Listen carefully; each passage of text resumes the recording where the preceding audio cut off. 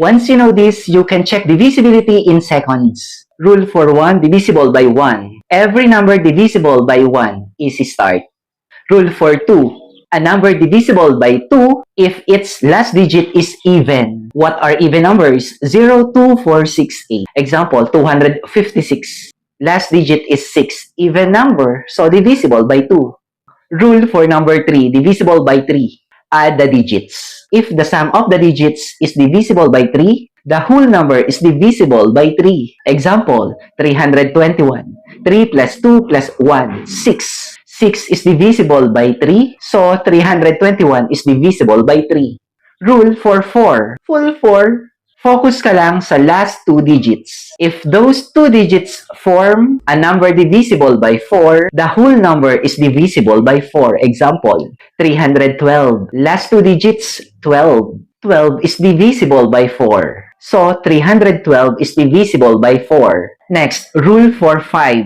If it ends 0 or 5, the number is divisible by 5. Example, 495. Ends in 5, divisible by 5. Next, rule for 6. Divisible by 6 kung yan ay divisible ng 2 at 3 combination. Example, 222. Sa rule ng 2, nag-e-end ng even numbers, 2. Check. Sa rule ng number 3, ipag-add mo lang 2 plus 2, 4 plus 2, 6. Yung sum nila, 6 divisible by 3, check.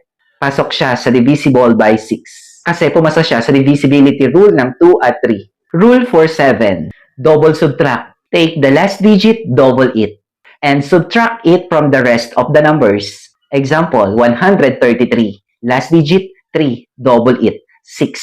At yung 6 na yon, isubtract mo sa natitirang numbers, 13. 13 minus 6, 7. Yung answer na 7, divisible by 7? Yes.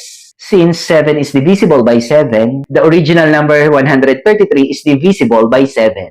Next, rule for 8. Look at the last 3 digits.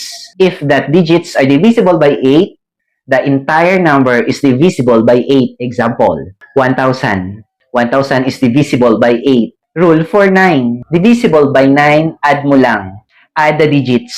If the digit sum is divisible by 9, the number is divisible by 9. Example, 297. 2 plus 9 plus 7, 18. 18 is divisible by 9. So, 297 is divisible by 9. And then rule for 10, if the number ends in 0, it's divisible by 10. Example, 340, it ends 0. 340 is divisible by 10.